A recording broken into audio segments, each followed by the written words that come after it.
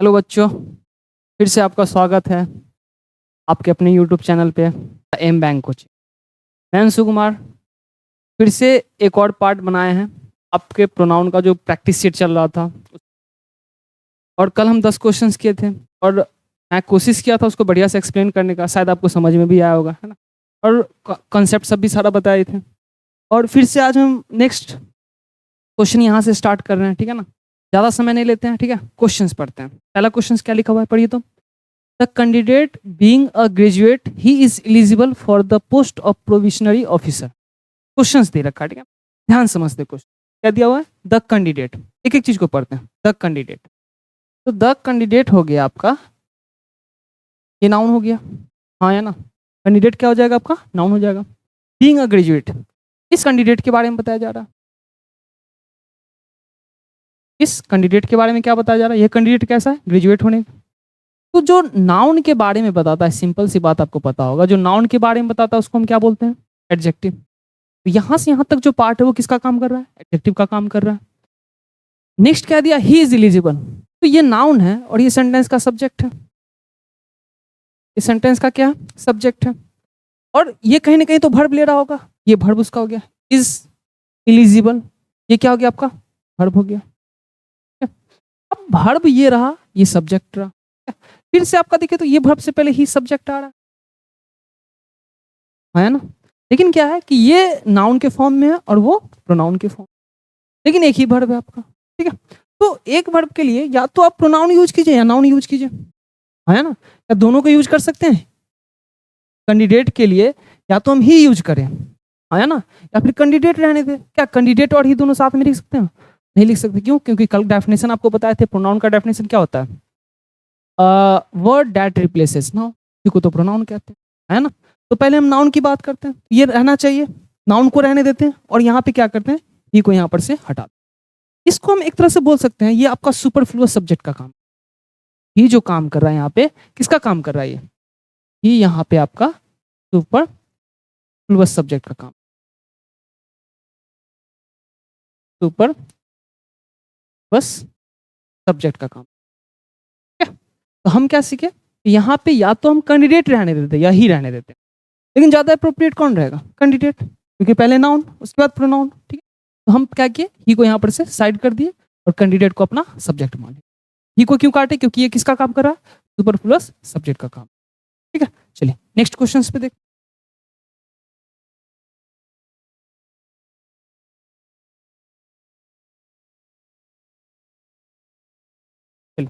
Second question क्या लिखा हुआ है, I strongly believe that these cars are much costlier than those one.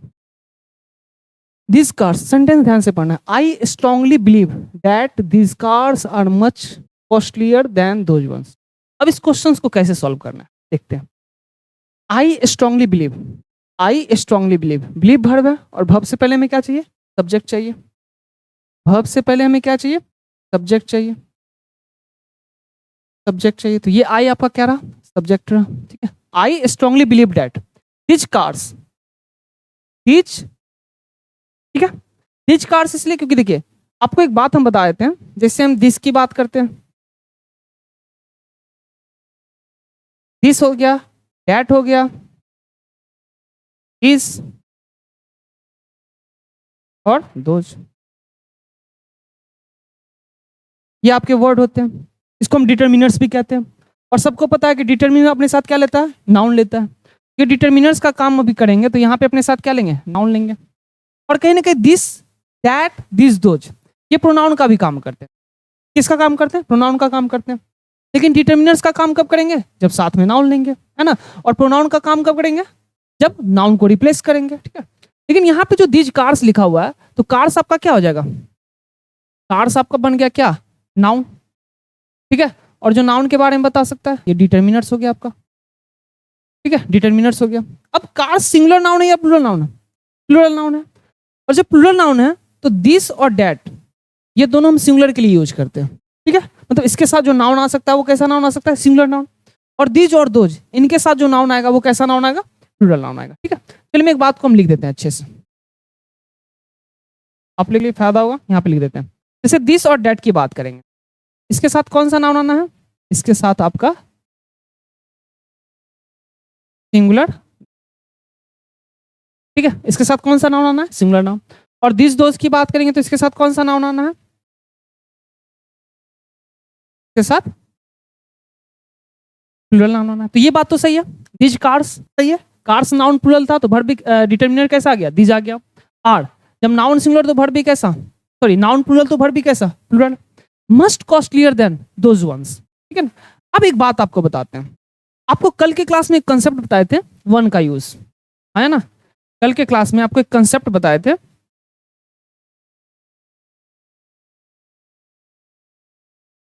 कल के क्लास में कंसेप्ट बताए थे वन का कंसेप्ट, शायद आपको याद होगा, ठीक है।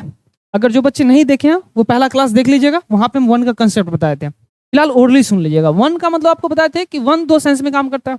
एक वन काउंटिंग नंबर का काम करता है, किसका काम करता है? काउंटिंग नंबर का, जो एक हो सकता है, ठीक है ना। और वो आपका नाउन भी हो सकता है, और सॉरी वो आपका प्रोनाउन भी हो सकता है, और एडजेक्टिव भी हो सकता है, ठीक है। लेकिन एक वन का मतलब होता है एवरीबॉडी। जब एवरीबॉडी की बात करेंगे तो वो क्या हो जाएगा? आपका केवल और केवल प्रोनाउन का काम करेगा, ठीक है। और आपको ये भी बताए थे जब वन एवरीबॉडी का काम करेगा, जब वन एवरीबॉडी का काम करेगा तो उसका पोसेशन क्या बनता है? ये वंस बनता है, हाँ या ना? बात समझ में आ रहा ना। और जब वन काउंटिंग नंबर की बात करता है तो एक होता है, और इसका प्लूरल क्या बनता है? वंस बनता है। इसका प्लूरल क्या बनता है? वंस बनता है। तो ये प्रोनाउन भी होता है और एडजेक्टिव भी होता है।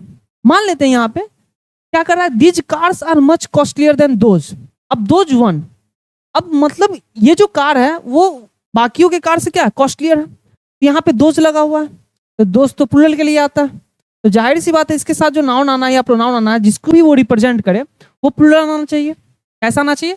प्लूरल आना चाहिए। तो यहाँ पे वन लिखा हुआ है, ये गलत है। क्यों गलत है? क्योंकि यहाँ पे कार को रिप्रेजेंट करा है, कार्स को रिप्रेजेंट कर रहा है, और कार्स रहा प्लूरल, तो उसके जगह पे जो प्रोनाउन यूज करेंगे वो भी कैसा?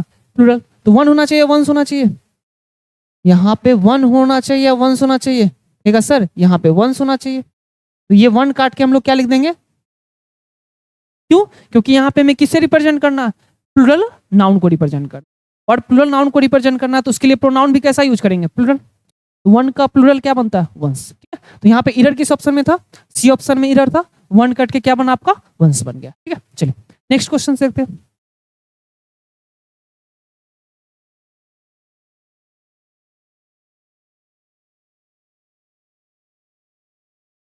ये देखते हैं, I firmly believe that it is her who has stolen my watch right from here, ठीक है ना। Who has stolen my watch right from here. I firmly believe that it is her. एक कंसेप्ट आपको बताए थे it का। It का use शायद आपको कल हम बताए थे, ठीक है। इट का यूज हम आपको कल बताए थे यूज करना। इट जो होता है ये सिंगुलर होता है, थर्ड पर्सन का सिंगुलर नंबर होता है, ठीक है। जब ये सिंगुलर होता है तो अपने साथ वर्ब भी कैसा लेगा? सिंगुलर लेगा, ठीक है ना। अब इसमें एक कंसेप्ट आता है, ठीक है ना। जब इट सिंगुलर होगा तो वर्ब भी कैसा? सिंगुलर। तो ये इट रहा सिंगुलर, तो वर्ब भी कैसा रहा? सिंगुलर। एक कंसेप्ट इससे क्या बनता है, ध्यान से देखिएगा। जैसे बोलेंगे it is I, it is I, ठीक है। इसका मतलब है जैसे हिंदी मतलब लोग पहले ट्रांसलेशन बनाते थे, मैं ही तो हूं, इसका क्या बनाते थे? It is I. तुम ही तो हो, इट इज यू, ठीक है। अब कहेगा सर एक बात बताइए, इस तो वर्ब है, इच क्या आपका? वर्ब है। वर्ब के बाद क्या आना चाहिए था? ऑब्जेक्टिव के साथ आया वर्ब के बाद, लेकिन यहाँ तो आप सब्जेक्टिव पे लिख रखे हैं। यहाँ पे सब्जेक्टिव पे लिखने का मकसद ये है कि इट जो होता है यहाँ पे वो डम्मी सब्जेक्ट का काम करता है। इसका काम करता है? डम्मी सब्जेक्ट का काम करता है, ठीक है। और हमें क्या चाहिए? रियल सब्जेक्ट चाहिए। इसको डम्मी सब्जेक्ट कह सकते हैं, इंट्रोडक्टरी सब्जेक्ट कह सकते हैं। और कहीं ना कहीं किसको इंट्रोड्यूस करेगा? किसी न किसी सब्जेक्ट को ही रिप्रेजेंट करेगा। तो आगे जो वर्ब के बाद जो आना चाहिए वो किस फॉर्म में आना चाहिए? हमें सब्जेक्टिव किसके फॉर्म में आना। इसलिए आपका ये स्ट्रक्चर भी बनता है। क्या बनता है देखते हैं कि इट के बाद अगर आपका हेल्पिंग वर्ब आ रहा है इज या वॉज, क्या आ रहा है? इज या वाज आ रहा है। अगर इज और वाज आ रहा है, ठीक है, तो इसके साथ जो आगे जो फॉर्म आना है वो सब्जेक्टिव केस आना है। कौन सा केस आना है? सब्जेक्टिव केस आना। इस बात को याद रखना है। समझ में आ रहा है ना? अच्छा चलिए, तो इट इज हर लिखा हुआ है, तो इट इज हर, हर तो ऑब्जेक्टिव केस है, और हमें चाहिए क्या? सब्जेक्टिव केस चाहिए। तो हर होना चाहिए या सी होना चाहिए? यहाँ पे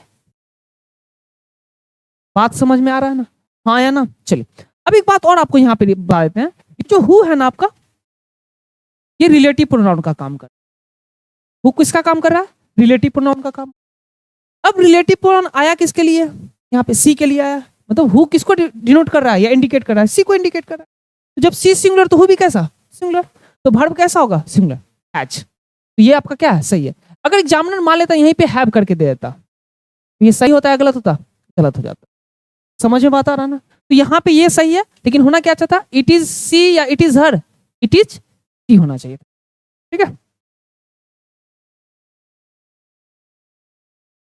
इसी से एक क्वेश्चन और हम देख लेते हैं, ठीक है। जैसे एग्जाम्पल दिया आपका, एक एग्जाम्पल हम लिखते हैं, तो ध्यान से देखिएगा। हम लिखे इट इज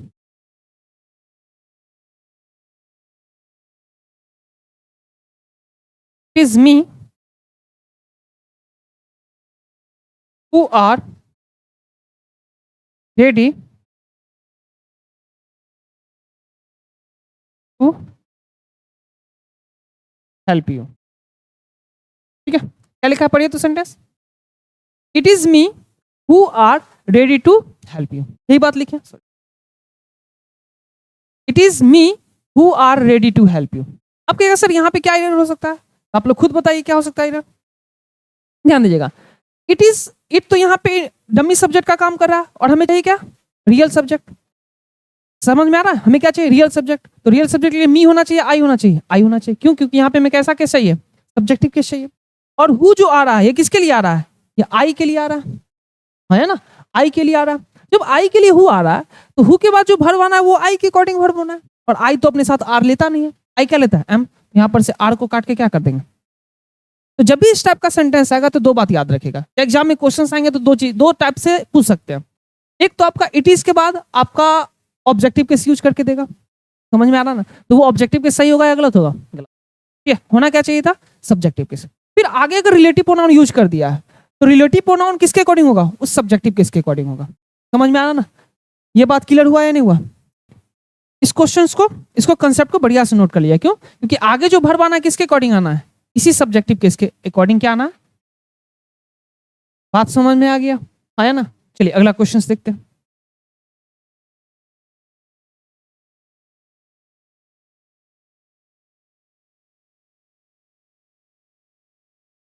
ये क्वेश्चंस देखते हैं हम।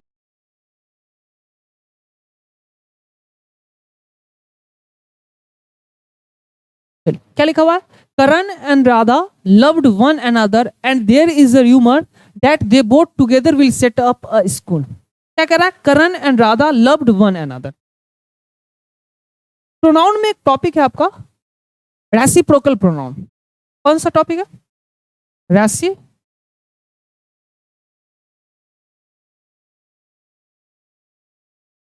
रेसिप्रोकल टॉपिक है रेसिप्रोकल प्रोनाउन, ठीक है। रेसिप्रोकल प्रोनाउन दो होते हैं, एक आपके ईच अदर होते हैं और दूसरा वन अनदर होते हैं। चलिए वो देख लेते हैं। क्या क्या हम बोले? ये दो होते हैं। हम क्या बोले? एक आपके ईच अदर होते हैं और एक होते हैं आपके वन अनदर।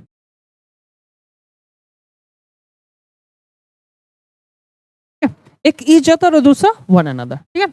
अब ईच अदर वन अनदर क्या होता है? दोनों का हिंदी मतलब सेम ही है, बट दोनों का यूज हम नंबर के बेसिस पे करते हैं। अगर हम ईच अदर की बात करें तो ईच अदर दो के लिए आता है। ईच अदर कितनों के लिए आता है? दो के लिए, ठीक है। दो पर्सन हो, दो चीज हो, दो एनिमल हो, कुछ भी हो, दो के लिए। उसकी संख्या कितनी होनी चाहिए? हमेशा दो। जब दो की बात करेंगे तो क्या आ जाएगा आपका? ईच अदर आ जाएगा। और जब हम दो से ज्यादा की बात कर लेते हैं, ठीक है, मोर देन टू मतलब 3, 4, 5 इसकी बात कर लेते हैं, तो उसके लिए हम कौन सा रेसिप्रोकल प्रोनाउन यूज करते हैं? वन अनदर का यूज करते हैं, ठीक है ना। तो आपका क्वेश्चन क्या करा पड़ी? तो Karan and Radha loved one another and there is a rumour that they both together will set up a school. Karan and Radha कितनों की बात कर रहा है? देख लीजिए तो कितनों की बात कर रहा है इस क्वेश्चन में? करण एंड राधा दो की बात कर रहा है। कितने की बात कर रहा है? दो की। Loved one another.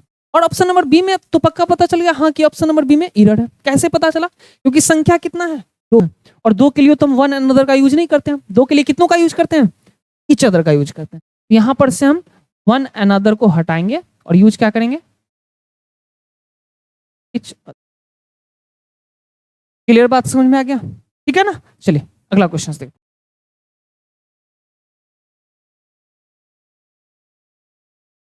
चलिए नेक्स्ट क्वेश्चन देखते हैं। चलिए पढ़ते हैं। माधुरी एंड आई हैव डन, एक सेकेंड, एक काम करते हैं, क्वेश्चंस इनकम्प्लीट है, ठीक है, हम नेक्स्ट क्वेश्चंस पे चलते हैं।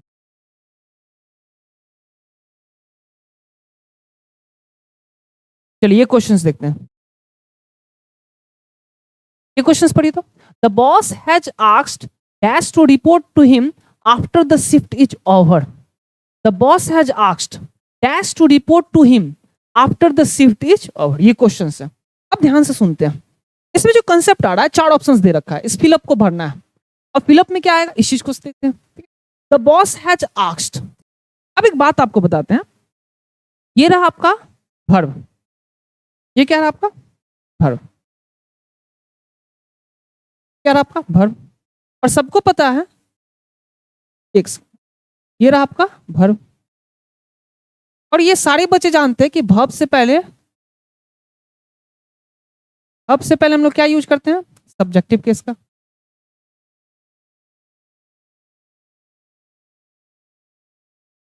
ये रहा आपका वर्ब, और सारे बच्चे जानते हैं कि वर्ब से पहले किसका यूज करते हैं हम लोग, सब्जेक्टिव केस का, ठीक है, और वर्ब के बाद ऑब्जेक्टिव केस का। वर्ब से पहले सब्जेक्टिव केस और वर्ब के बाद ऑब्जेक्टिव केस। और शायद ये आपको हम पिछले वीडियो में बताए थे, है ना। सब्जेक्टिव केस क्या क्या होता है, जैसे आई हो गया, वी हो गया, यू हो गया, ही, सी, इट, दे, ये सब्जेक्टिव केस के काम करते हैं।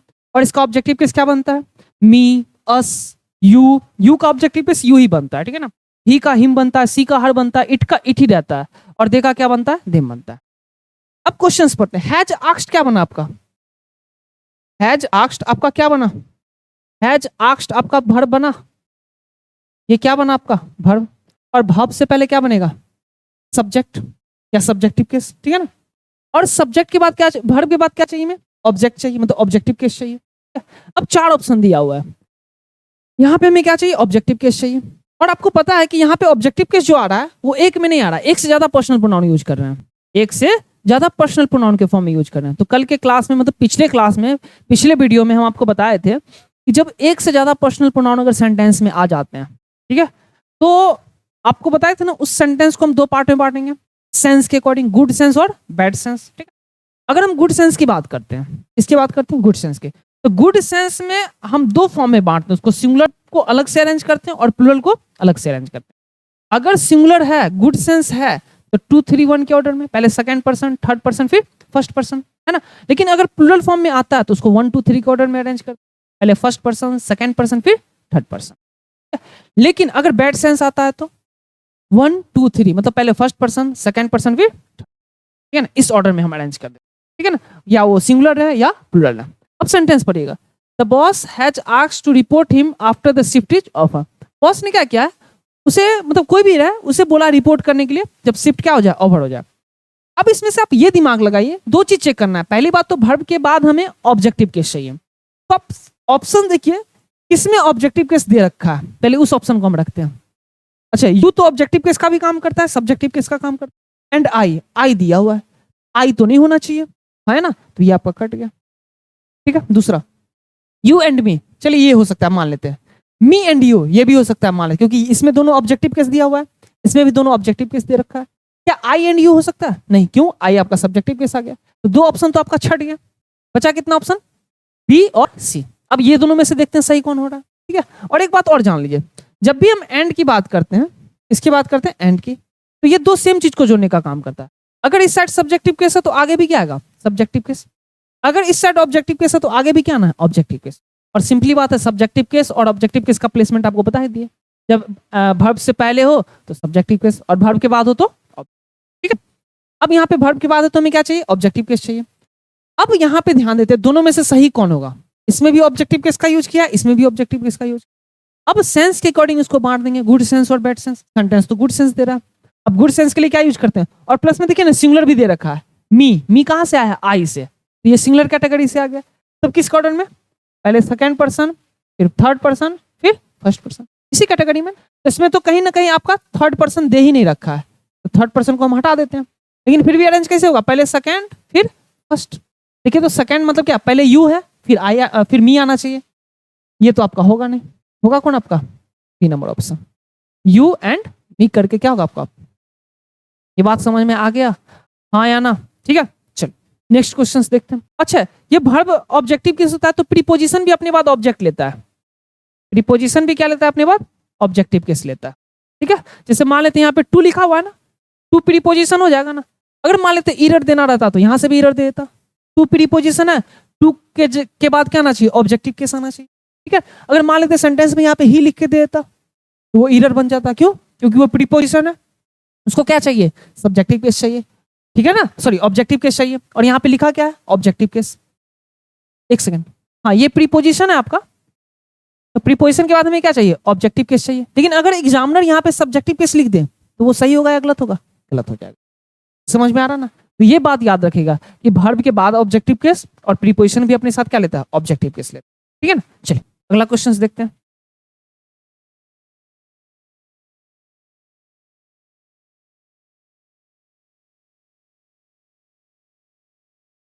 चलिए ये क्वेश्चन है आपका सामने, देखिए तो Prashant, Akash and Nitish help each other and study together for upcoming SSC CGL exam, ये क्वेश्चन है। अब ये क्वेश्चन क्या कह रहा है, अब Prashant, Akash and Nitish help each other, देखिए आगे ना रेसिप्रोकल प्रोनाउन से क्वेश्चंस, ठीक है। अभी जस्ट आपको एक्सप्लेन किए ईच अदर और वन अनदर। ईच अदर कितनों की बात करता है, दो की बात करता है। वन अनदर कितनों की बात करता है, दो से ज्यादा की बात, ठीक है। अब यहाँ पे कितने आ रहे हैं, देखिए तो एक प्रशांत आ रहे हैं आपके, एक क्या आ रहे हैं आपके, प्रशांत आ रहे हैं, ठीक है। एक आपके क्या आ रहे हैं, आकाश आ रहे हैं, और क्या आ गया, नीतीश, क्या आ गया आपके, नीतीश आ गया, ठीक है। कितने, तीन, मतलब दो से ज्यादा। दो से ज्यादा के लिए कभी भी हम ईच अदर का यूज करते हैं, नहीं करते, किसका यूज करते हैं, वन अनदर का। तो यहाँ पर से हम ईच अदर वर्ड को काटेंगे और क्या लिखेंगे, वन। बात क्लियर हो गया, हाँ या ना। चलिए नेक्स्ट क्वेश्चन देखते हैं।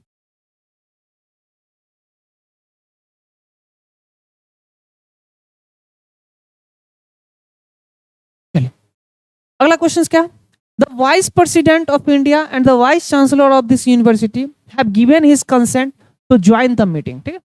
अब पिछले वीडियो में ये कंसेप्ट हम आपको बताए थे, हाँ ना, पिछले वीडियो में ये कंसेप्ट था, अब फिनेंशियल एडवाइजर करके कुछ क्वेश्चंस था, है ना, सेम क्वेश्चंस ये पढ़ी तो, the vice president of India and the vice chancellor of this university. अब क्या दिया है, एक the vice president of India and the vice chancellor of this university have given his consent to join the meeting, ठीक है। Vice president, कहाँ का vice president, India का, 8 किल्दा लगा हुआ है, और कहाँ का वाइस चांसलर, इस यूनिवर्सिटी का वाइस चांसलर, इसके साथ भी क्या लगा हुआ है, द लगा हुआ है। तो दोनों जो नाउन दिया हुआ है उसके साथ हम अलग अलग आर्टिकल दे रखे हैं, इस सेंस में तो हम कॉमन नहीं मान सकते, क्या एक इंसान मान सकते हैं, नहीं मान सकते हैं। यहाँ पे दो इंसान है, क्यों, क्योंकि ये आर्टिकल दोनों के साथ लगा हुआ है, तो हम क्या समझेंगे, वाइस प्रेसिडेंट एक अलग इंसान है और वाइस चांसलर एक अलग इंसान है। तो टोटल कितने इंसान हो गए, दो। अब दो के लिए सब्जेक्ट सिंगुलर या प्लूरल, प्लूरल आते हैं, है ना, तो भ भी प्लूरल, पोसेशन भी प्लूरल ही आते हैं। अब देखिए तो पोसेशन क्या दिया, ऑफ दिस यूनिवर्सिटी हैव, देखिए तो वर्ब आपका प्लूरल दिया है, गिवन हिज कंसेंट। अब यहाँ पे जो पोसेशन आपका आ रहा है, ध्यान से देखिएगा, पोसेशन जो आपका आ रहा है, हिज आ रहा है। अब हिज तो सिंगुलर है, ही क्या आपका सिंगुलर, हिज कहाँ से आ रहा है आपका, हिज से, हिज कहाँ से आ रहा है आपका, ही से आ रहा है। अब ये थर्ड पर्सन सिंगुलर नंबर है, लेकिन सेंटेंस क्या कर रहा है, सब्जेक्ट क्या कर रहा है कि हम तो प्लूरल है, तो प्लूरल, थर्ड पर्सन प्लूरल क्या बनता है, दे। थर्ड पर्सन प्लूरल क्या बनता है, दे बनता है, ठीक है। अब यहाँ पे पोसेसिव केस चाहिए, तो दे का प्लूरल क्या बनता है, देयर। तो यहाँ पे हिज होना चाहिए, देयर होना चाहिए, देयर होना चाहिए। यहाँ पे क्या करते हैं, इस हिज वर्ड को हम हटाते हैं, यहाँ पे क्या यूज होगा, बात क्लियर है। चलिए अगले क्वेश्चन पे जाते हैं।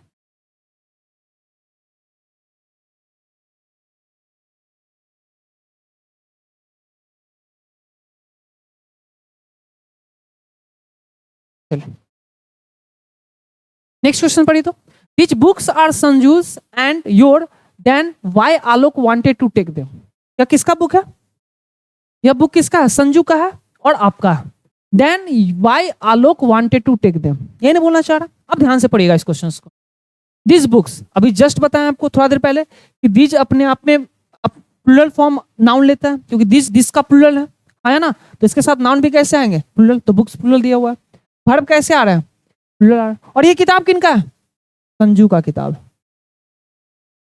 किसका किताब है? संजू का किताब। कैसे पता चला? एपोस्ट्रोफे एस, एपोस्ट्रोफे एस भी पोजीशन का काम करता है, ठीक है। यहाँ पे संजू, अब देखिए यहाँ पे संजू बुक क्यों नहीं लिखा है?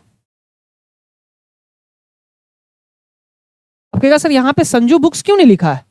अब एक बात बताइए, जब ऑलरेडी नाउन सेंटेंस में बता दिया गया है, हाँ ना, तो क्या बार बार नाउन को यूज करें? नहीं यूज कर सकते, ठीक है। नाउन अपने आप में समझ जाएगा, मतलब समझ यहाँ पे अंडरस्टूड है बुक्स कि हाँ ये जो किताब है वो किनकी किताब है? संजू की किताब है। अंडरस्टूड है यहाँ पे बुक्स, ठीक है ना। तो यहाँ पे इस बुक्स को क्या किया गया? हटा गया। और आगे पढ़ेगा, और किसका है? योर। अब कल की क्लास में क्या पढ़े थे? योर जो वर्ड है आपका वो डिटर्मिनर वर्ड है ना। कल के क्लास में हम पढ़े थे ना, लास्ट लेक्चर में, प्रीवियस लेक्चर में क्या पढ़े थे कि my, our, your, his, her, its और देयर, ये सब के सब क्या है? डिटर्मिनर्स हैं। सबके सब क्या हैं? आपके डिटर्मिनर्स हैं। तो डिटर्मिनर से तो अपने साथ क्या लेते हैं? नाउन लेते हैं। तो क्या इनके साथ नाउन यहाँ पे हम लिख रखे हैं? नहीं लिख रखे हैं।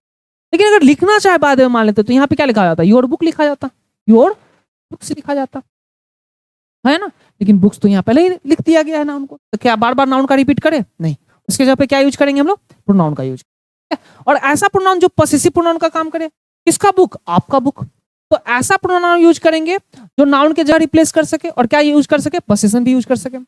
अब खुद बताइएगा, कल की क्लास में आपको बताए थे ना, पोसेसिव एडजेक्टिव और प्लस में नाउन मिल के क्या बनता है? पोसेसिव प्रोनाउन बनता है। और ये पोसेसिव प्रोनाउन क्या बनेगा आपका? योर्स बनेगा, हाँ है ना। तो यहाँ पे योर्स सही होना चाहिए, योर्स होना चाहिए। ऑप्शन नंबर बी में क्या होगा? योर्स होगा। क्लियर बात समझ में आ गया? ठीक है, चलिए अगला क्वेश्चन लिख।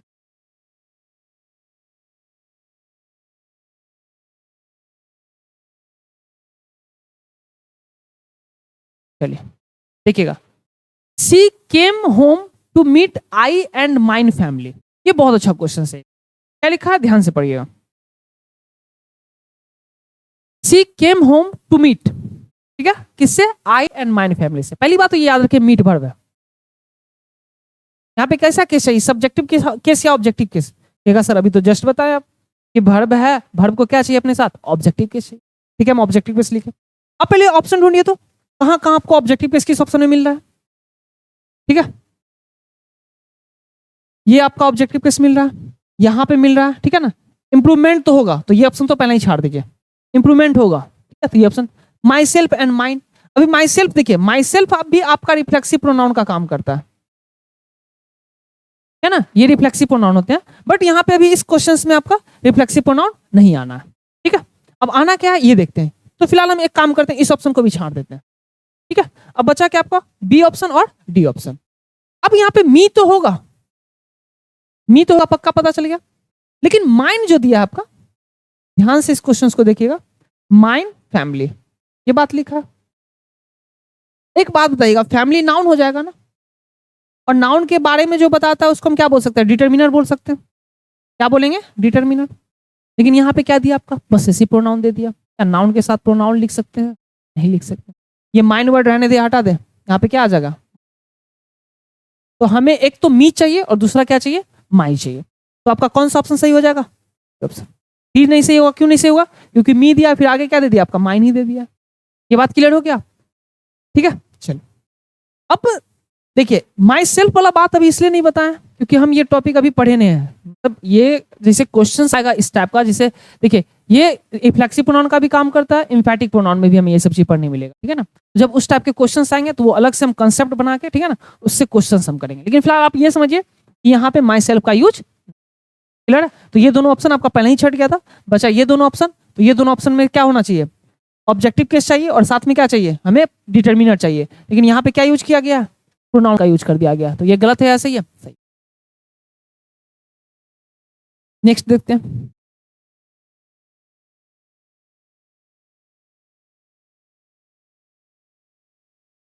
चलिए, हो गया आपका 10 क्वेश्चंस। आज हम कर लिए। हाँ, एक क्वेश्चन आपका मिस्टेक था इसमें, ठीक है, तो उसको हम नेक्स्ट क्लास में, ठीक है ना, एक्सप्लेन कर देंगे बढ़िया से, ठीक है। देखते हैं कहाँ पे ये था, मतलब क्वेश्चंस गलत टाइप हो गया जिसकी वजह से दिक्कत हो गया। फिलहाल आप ये क्वेश्चन 10 क्वेश्चन से हम करवाएं, 10 में नहीं, उसको 9 मानिए। कितना क्वेश्चंस मानिए? 9, ठीक है। और आपका काम क्या है कि 9 क्वेश्चंस को अच्छे से देखना, पढ़ना, और कहीं पे भी दिक्कत हो तो आप कमेंट करके आप हमको बता सकते हैं, वहां पे हम आपको फिर से एक्सप्लेन कर देंगे। और एक बात और, आप लोग ने वीडियो को ज्यादा ज्यादा शेयर किया कीजिए, है ना, और दोस्तों को बोलिए सब्सक्राइब करने अगर अच्छा लगे तो, क्योंकि देखिए ये सीरीज चलता रहेगा, ऐसा नहीं कि बीच में कहीं पे ड्रॉप हो जाएगा। हम कंप्लीट ग्रामर का प्रैक्टिस करवाएंगे, प्लस में उसका जो कंसेप्ट लगेगा वो सारा कंसेप्ट बताएंगे। अभी हम लोग प्रोनाउन टॉपिक पर हैं, प्रोनाउन का सीरीज कर रहे हैं, है ना, और बढ़िया बढ़िया क्वेश्चन और लेंगे। अभी तो स्टार्टिंग है ना, अभी और इसमें बढ़िया बढ़िया क्वेश्चंस लेंगे। बात समझ में आ रहा ना? मोटा मोटी अगर देखा जाए तो अभी कुछ हद तक 2 ही पार्ट कवर किए हम, थोड़ा बहुत पर्सनल प्रोनाउन, है ना, और थोड़ा बहुत आपका ये रेसिप्रोकल प्रोनाउन, है ना। और एक हम अलग से आपका वीडियो बनाएंगे, स्पेशल वीडियो बनाएंगे पॉसेसिव केस के ऊपर, है ना, पॉसेसिव केस के ऊपर वो अलग से वीडियो बनाएंगे मैराथन टाइप, और वो क्लास हम लाइव लेंगे, ठीक है ना, जो कि बहुत इंपॉर्टेंट सेक्शन है और बहुत अच्छा क्वेश्चंस बनता है इससे, है ना, बहुत अच्छा लॉजिक है इसको पॉसेसिव केस में, तो इसको भी एक्सप्लेन करेंगे, है ना। और बार बार हम ये बोल रहे हैं कि आप लोग ज्यादा से ज्यादा इसको क्या कीजिए, शेयर किया कीजिए, है ना, ताकि हमें भी पता रहे कि हम किस प्रकार से पढ़ा रहे हैं, ठीक है। अगर कोई गलती होगा तो उसे हम इम्प्रूव करने की कोशिश भी करेंगे, बट जब तक आप लोग हमें सपोर्ट नहीं करिएगा तो हम मोटिवेट नहीं हो पाएंगे अपने काम, ठीक है ना। तो आप ज़्यादा ज़्यादा इसे शेयर कीजिए ताकि हमें भी मोटिवेशन मिलता रहे, हम भी इस पर अच्छे से और काम करें, बेहतर काम करें, ताकि और आपको क्या करें, अच्छे अच्छे क्वेश्चंस का प्रैक्टिस हम करें, ठीक है। आज के लिए रहने देते हैं, फिर मिलते हैं अगले वीडियो में। Thank you so much.